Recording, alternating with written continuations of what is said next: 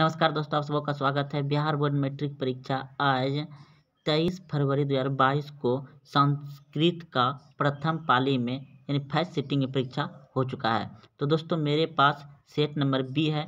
अगर आपका set B है तो सेम टू सेम मिलेगा, अगर नहीं भी है तो कोई दिक्कत नहीं। आप सभी जानते हैं कि नंबर चेंज होता है, प्रश्न तो वही रहता है। तो चलते हैं प्रश्न की ओर। आपको यहाँ पर 100 में 100% जो है आपका कि बिल्कुल सही आंसर मिलेगा। तो चलते हैं प्रश्न की ओर। देखिए, पहला प्रश्न पूछा गया था, यह दोस्तों प्रथम पाली है। पहला प्रश्न पूछा गया था कि किरणम प्लस त्रुल से कौन सा अवयव बनेगा। तो इस प्रश्न का उत्तर हो जाएगा आपका ऑप्शन नंबर बी, बिल्कुल सही है, कुत्र। अगले प्रश्न की ओर। प्रश्न है पुष्टवन में कौन सा प्रयंत्र है। तो इस प्रश्न का उत्तर हो जाएगा आपका ऑप्शन नंबर ए, बिल्कुल सही है, कुतबुत। ऑप्शन नंबर ए सही हो जाएगा। प्रश्न है हैंस धातु के लट लकार प्रथम पुरुष वचन का कौन सा रूप है। इस प्रश्न का उत्तर हो जाएगा आपका हनिंत। ऑप्शन नंबर ए सही हो जाएगा। अगला प्रश्न है किस समास का उभयवाद प्रधान होता है। तो इस प्रश्न का उत्तर हो जाएगा आपका ऑप्शन नंबर ए, बिल्कुल सही है, द्विंद समास। अगले प्रश्न की ओर। किस पद में स्वर्ग संधि है। किस पद में स्वर्ग संधि है। तो इस प्रश्न का उत्तर हो जाएगा आपका ऑप्शन नंबर ए, बिल्कुल सही है, शयानयम। ऑप्शन नंबर ए सही हो जाएगा। अगला प्रश्न है कट्टनम का संधि विच्छेद क्या होगा। तो इस प्रश्न का उत्तर हो जाएगा आपका ऑप्शन नंबर बी, बिल्कुल सही है। अगला प्रश्न है एतत् प्लस श्रुतत्व की संधि क्या होगी। तो इस प्रश्न का उत्तर हो जाएगा आपका ऑप्शन नंबर बी, बिल्कुल सही है, एकच्छत्व। अगला प्रश्न है कर्णस्य दानवीरता पाठ किस ग्रंथ से संकलित है। तो इस प्रश्न का उत्तर हो जाएगा आपका ऑप्शन नंबर ए, बिल्कुल सही है, कर्णभर रूप से। अगले प्रश्न के प्रश्न है वास्तव में अशांति कितने कारण है। तो इस प्रश्न का उत्तर हो जाएगा 3 कारण है। ऑप्शन नंबर बी सही है। अगला प्रश्न है शास्त्राकार पाठ्य किस शैली में है। तो इस प्रश्न का उत्तर हो जाएगा आपका ऑप्शन नंबर बी सही है, प्रश्न उत्तर। अगले प्रश्न की ओर। जनक की सभा में कौन थी। तो इस प्रश्न का उत्तर हो जाएगा गौरखी। ऑप्शन नंबर बी सही हो जाएगा। अगला प्रश्न है मधुराविजयम किसकी रचना है। तो इस प्रश्न का उत्तर हो जाएगा आपका option number Ganga Devi. Option number C सही है। अगला प्रश्न है विशाल संस्कृत साहित्य किसके द्वारा संवर्धित है। तो इस प्रश्न का उत्तर हो जाएगा आपका कवियों और शास्त्रकारों। ऑप्शन नंबर सी सही हो जाएगा। अगला प्रश्न है भारत महिमा पाठ में पुराणों से कितने गद्य संकलित है। तो इस प्रश्न का उत्तर हो जाएगा आपका 5। ऑप्शन नंबर ए सही है। अगला प्रश्न है भारत महिमा पाठ कयंती देव किल गीतिकालीन पाठ किस पुराण से संकलित है। तो इस प्रश्न का उत्तर हो जाएगा विष्णु पुराण से। ऑप्शन नंबर सी सही हो जाएगा। अगला प्रश्न है आपका भारत भूमि सदा किससे सेवित है। तो इस प्रश्न का उत्तर हो जाएगा इनमें सभी। ऑप्शन नंबर डी सही हो जाएगा। अगला प्रश्न है गर्भधारण संस्कार का प्रयोजन क्या है। तो इस प्रश्न का उत्तर हो जाएगा इनमें सभी। ऑप्शन नंबर डी सही हो जाएगा। अगला प्रश्न है नदो समुद्र अस्ति गच्छन्ति रेखांकित पद का प्रश्न निर्माण में निम्न से कौन सा है। तो इस प्रश्न का उत्तर हो जाएगा आपका ऑप्शन नंबर जो है कि बी सही हो जाएगा। अगला प्रश्न है मिथिला में वीरेश्वर कौन थे। तो इस प्रश्न का उत्तर हो जाएगा मंत्री। ऑप्शन नंबर ए सही है। अगला प्रश्न है गोलघर कहाँ है। तो गोलघर पटना में है। ऑप्शन नंबर बी सही हो जाएगा। अगला प्रश्न है आलस्य नामा कथा का समस्त पद क्या होगा। तो इस प्रश्न का उत्तर हो जाएगा आलस्य कथा। ऑप्शन नंबर सी सही है। अगला प्रश्न है तन्धमध्य पद में कौन सी संधि है। तो इस प्रश्न का उत्तर हो जाएगा व्यंजन संधि है। ऑप्शन नंबर बी सही हो जाएगा। अगला प्रश्न है मुनिरमन में किन किन वर्णों की संधि हुई है। तो इस प्रश्न का उत्तर हो जाएगा ऑप्शन नंबर डी, बिल्कुल सही है। अगला प्रश्न है आपका पितृदेश का सही संधि विच्छेद क्या है? तो इस प्रश्न का उत्तर हो जाएगा आपका ऑप्शन नंबर ए हो जाएगा। अगला प्रश्न है निरोग की संधि क्या होगी? तो इस प्रश्न का उत्तर हो जाएगा निरोग, ऑप्शन नंबर ए सही हो जाएगा। अगला प्रश्न है नरेश किस संधि का उदाहरण है? तो इस प्रश्न का उत्तर हो जाएगा विसर्ग, ऑप्शन नंबर ए सही हो जाएगा। अगला प्रश्न है किस समास का प्रथम पद नकारात्मक होता है? तो इस प्रश्न का उत्तर हो जाएगा ऑप्शन नंबर सी सही है। अगला प्रश्न है वही अव्यय के योग में कौन सी विभक्ति होती है? तो इस प्रश्न का उत्तर हो जाएगा सप्तमी, ऑप्शन नंबर सी सही हो जाएगा। अगला प्रश्न है विभक्त्र प्रथम भावयोन्ति सूत्र का उदाहरण कौन सा वाक्य है? तो इस प्रश्न का उत्तर हो जाएगा आपका बाल समापर्तित विभोतित, ऑप्शन नंबर सी सही हो जाएगा। अगला प्रश्न है वि उपसर्ग किस शब्द में है? तो इस प्रश्न का उत्तर हो जाएगा विवाह, ऑप्शन नंबर बी सही हो जाएगा। अगला प्रश्न है अत्यंत संस्कार कब होता है? तो इस प्रश्न का उत्तर हो जाएगा मरणोपरांत, ऑप्शन नंबर ए सही है। अगला प्रश्न है जन्म पूर्व कितने संस्कार होते हैं? तो इस प्रश्न का उत्तर हो जाएगा 3। जन्म पूर्व कितने संस्कार होते हैं? तो 3, ऑप्शन नंबर सी सही है। अगला प्रश्न है समावर्तन संस्कार का उद्देश्य क्या है? तो इस प्रश्न का उत्तर हो जाएगा आपका ऑप्शन नंबर ए बिल्कुल सही है। अगला प्रश्न है किस संस्कार के साथ लोग वास्तव गृह जीवन में प्रवेश करते हैं? तो इस प्रश्न का उत्तर हो जाएगा ऑप्शन नंबर बी विवाह। अगला प्रश्न है नीति श्लोक पाठ किस ग्रंथ से संकलित है? तो विधुर नीति, ऑप्शन नंबर ए सही हो जाएगा। अगला प्रश्न है विद्या की रक्षा किससे होती है? तो इस प्रश्न का उत्तर हो जाएगा योग, ऑप्शन नंबर सी सही है। अगला प्रश्न है नीति श्लोक पाठ के आधार पर सुख देने वाली क्या है? तो इस प्रश्न का उत्तर हो जाएगा धर्म, ऑप्शन नंबर बी सही हो जाएगा। अगला प्रश्न है नीति श्लोक पाठ में कितने श्लोक है? तो 5 श्लोक है, ऑप्शन नंबर डी सही हो जाएगा। अगला प्रश्न है राम प्रवेश राम को छात्रवम अध्यतव का उद्देश्य किसने दिया था? तो गुरु ने, ऑप्शन नंबर सी सही हो जाएगा। अगला प्रश्न है राम प्रवेश राम का जन्म किस गांव में हुआ था? तो भिखनठोला में हुआ था, ऑप्शन नंबर डी सही हो जाएगा। अगला प्रश्न है जब आलसशाला में आग लगी तब कौन भागा? तो इस प्रश्न का उत्तर हो जाएगा धूर्त, ऑप्शन नंबर सी सही हो जाएगा। अगला प्रश्न है सिख संप्रदाय के 10वें गुरु कौन थे?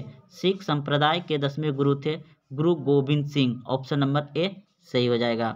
अगला प्रश्न है हम सबों में भारतवर्ष के प्रति क्या होनी चाहिए? तो इस प्रश्न का उत्तर हो जाएगा आपका ऑप्शन नंबर डी बिल्कुल सही है, देशभक्ति होना चाहिए। अगला प्रश्न है किशोरी में कौन सा स्त्री पर्यंत्र है?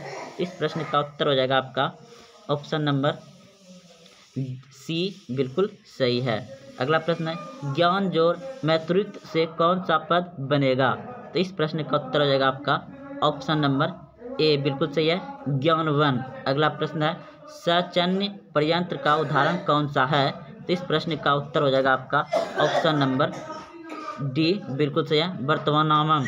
अगला प्रश्न है नवम में कौन सा पर्यंत्र है? तो नवम में कौन सा पर्यंत्र है? तो इस प्रश्न का उत्तर हो जाएगा आपका ऑप्शन नंबर डी बिल्कुल सही है, तुनमून। अगला प्रश्न है आपका कंठ पर्यंत्र से कौन सा पद बना है? तो इस प्रश्न का उत्तर हो जाएगा आपका ऑप्शन नंबर डी बिल्कुल सही है, धार्मिका। अगला प्रश्न है स्वभावतः किस लकार का रूप है? तो इस प्रश्न का उत्तर हो जाएगा ऑप्शन नंबर सी बिल्कुल सही है। अगले प्रश्न है वाची में कौन सी भक्ति है? तो इस प्रश्न का उत्तर हो जाएगा सात्वी, ऑप्शन नंबर बी सही है। स्वर्णमय पत्र से किसका मुंह ढका हुआ था? स्वर्णमय पत्र से किसका मुंह ढका हुआ था? तो सत्य का, ऑप्शन नंबर बी सही हो जाएगा। अगला प्रश्न है पंचाल पद में कौन सी संधि है? तो इस प्रश्न का उत्तर हो जाएगा आपका व्यंजन, ऑप्शन नंबर ए सही है। अगला प्रश्न है किसमें पद अपनी अपनी विभक्तियों को छोड़कर मिलते हैं? तो इस प्रश्न का उत्तर हो जाएगा आपका ऑप्शन नंबर बी बिल्कुल सही है, समास। अगला प्रश्न है पथयंत्रमम का विग्रह क्या होगा? तो इस प्रश्न का उत्तर हो जाएगा आपका ऑप्शन नंबर जो है प्रजननम तंत्र हो जाएगा। अगला प्रश्न है विथक अवयव के योग में कौन सी विभक्ति नहीं होती है? तो इस प्रश्न का उत्तर हो जाएगा आपका ऑप्शन नंबर बी सही है। अगला प्रश्न है याची च भवन भालवन भलवन सूत्र का उदाहरण किसने किया था? प्रश्न है याची भावेन भल लक्ष्मणम सूत्र का उदाहरण वाक्य क्या है? तो इस प्रश्न का उत्तर हो जाएगा आपका ऑप्शन नंबर डी बिल्कुल सही है, मुक्ष अच्छी अस्तिव। अगला प्रश्न है निक्सा अवयव के योग में कौन सी विभक्ति होती है? तो इस प्रश्न का उत्तर हो जाएगा द्वितीय, ऑप्शन नंबर डी सही है। अगला प्रश्न है संभवम पद में कौन सा उपसर्ग है? तो इस प्रश्न का उत्तर हो जाएगा ऑप्शन नंबर ए बिल्कुल सही है। अगला प्रश्न है धनुष में मूल शब्द क्या होगा? तो इस प्रश्न का उत्तर हो जाएगा ऑप्शन नंबर सी बिल्कुल सही है। अगला प्रश्न है अस्तित्व किस धातु का रूप है? तो इस प्रश्न का उत्तर हो जाएगा आपका ऑप्शन नंबर ए सही हो जाएगा। अगला प्रश्न है तन्वीं सामान्य पद का मूल रूप है? तो इस प्रश्न का उत्तर हो जाएगा आपका ऑप्शन नंबर ए बिल्कुल सही है। अगला प्रश्न है निवेदनम पद में उपसर्ग है? तो इस प्रश्न का उत्तर हो जाएगा नी, ऑप्शन नंबर डी सही हो जाएगा। अगला प्रश्न है किस पद में परि उपसर्ग है? तो परिणाम, ऑप्शन नंबर ए सही हो जाएगा।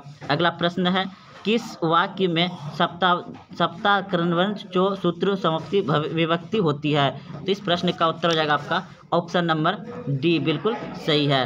अगला प्रश्न है अनंतरम अवयव के योग में कौन सी विभक्ति होती है? तो इस प्रश्न का उत्तर हो जाएगा तृतीय, ऑप्शन नंबर ए सही है। अगला प्रश्न है पक्षी वृक्षम उपस्थित वाक्य में किस सूत्र का उदाहरण है? इस प्रश्न का उत्तर हो जाएगा आपका ऑप्शन नंबर डी सही है। अगला प्रश्न है उक्त कर्म में कौन सी विभक्ति होती है? तो इस प्रश्न का उत्तर हो जाएगा प्रथम, ऑप्शन नंबर बी सही है। अगला प्रश्न है नीलकंठ में कौन सा समास है? नीलकंठ में कौन सा समास है? तो ऑप्शन नंबर सी बिल्कुल सही हो जाएगा। अगला प्रश्न है किस पद में द्वि समास है? तो इस प्रश्न का उत्तर हो जाएगा आपका ऑप्शन नंबर डी बिल्कुल सही है।